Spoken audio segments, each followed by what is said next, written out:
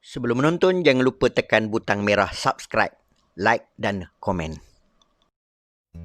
Assalamualaikum warahmatullahi wabarakatuh. Pagi ini, untuk slot warung dan buku, saya dan keluarga akan bersarapan pagi di warung roti bakar Besrah.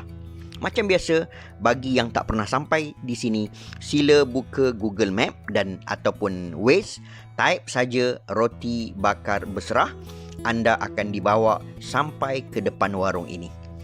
Warung ini terletak di tepi jalan besar bersebelahan dengan Balai Polis Besrah. Hari ini Sabtu, 25 Julai 2020. Selepas melalui SOP, tulis nama, ambil suhu dan hand sanitizer, kami sekeluarga masuk mengambil tempat duduk.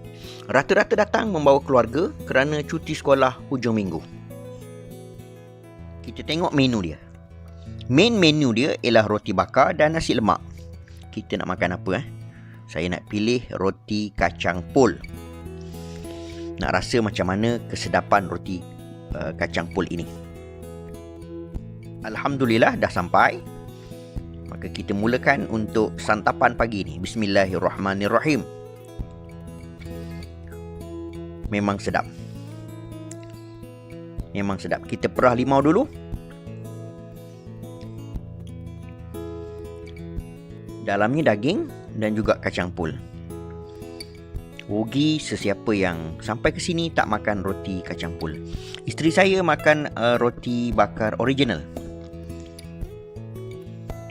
Juga dia kata sedap. Nampak tak? Lelehan telur bersama dengan sos cheese dan juga mayonis. Saya test pula roti bakar kambing. Kita rasa macam mana? Bismillahirrahmanirrahim.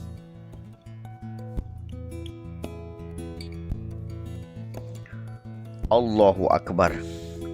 Terasa nikmat dia. Memang sedap.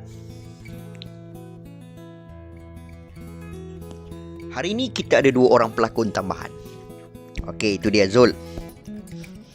Juga roti bakar. Tengok lelehan pada roti bakar dia. Dan Khairi. Ni 2 pelakon yang kita tak bayar. Berlakon percuma.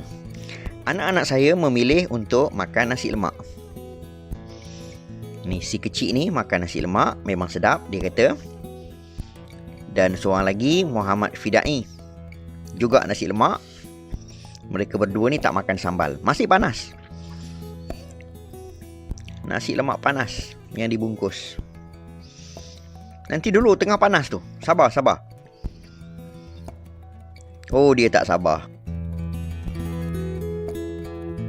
Sambil menjambu selera, kita tengok buku apa hari ini. Hari ini kita tengok tajuk buku Tuhan Lebih Saintifik yang ditulis oleh Dr. Farhan Hadi. Dan kita akan tengok buku ini secara terperinci selepas daripada ini, insyaAllah. Jom. Buku Tuhan Lebih Saintifik adalah karya Dr. Farhan Hadi. Beliau juga seorang penulis yang produktif. Buku ini walaupun bersifat novel, namun ia menyajikan fakta-fakta sains yang menarik. Bagi kita yang beriman, wahyu Allah tidak boleh dipertikai. Iman yang terasuh dalam diri akan mengiyakan apa sahaja yang datang daripada Allah dan Rasul. Namun bagi yang tidak beriman, mereka perlukan bukti, dan bukti yang paling berkesan bagi golongan ini ialah bukti di bawah teropong mikroskop sains. Buku ini mempersembahkan 3 aliran pemikiran yang saling berlawanan, berlatar tempat di sebuah institusi pengajian di bidang perubatan.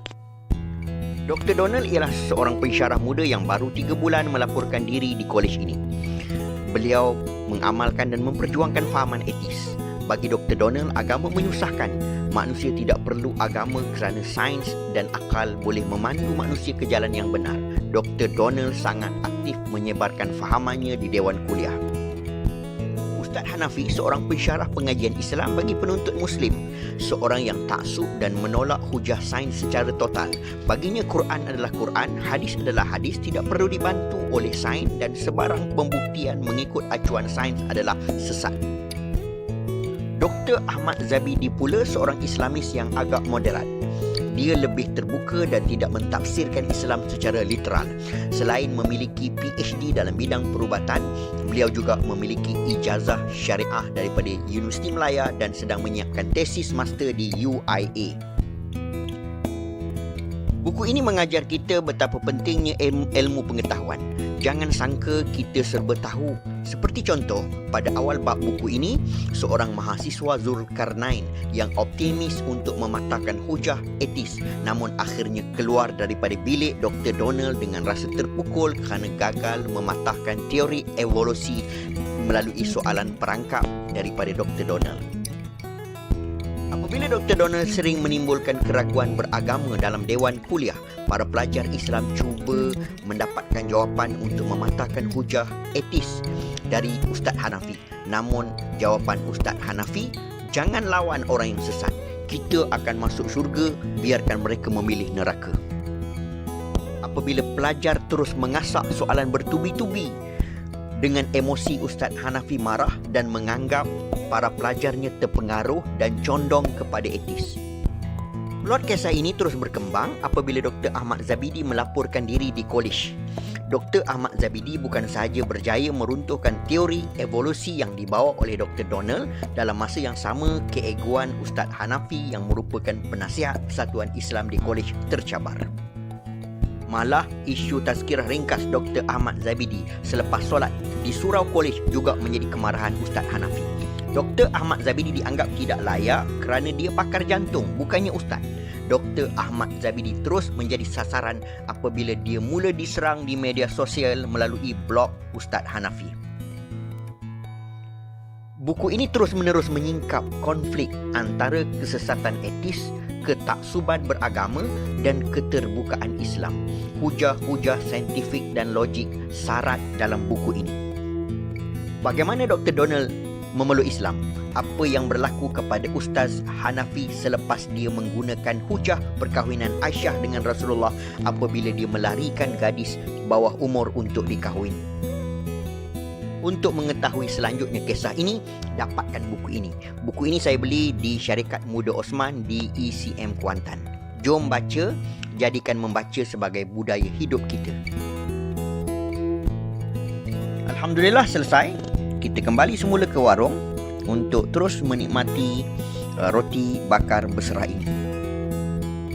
Memang sesuai untuk datang bersama keluarga.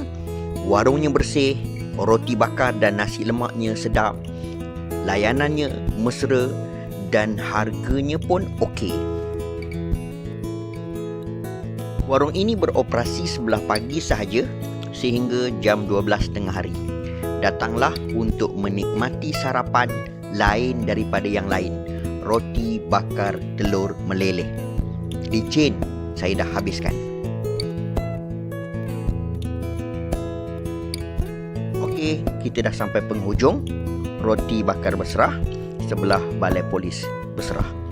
Assalamualaikum warahmatullahi wabarakatuh.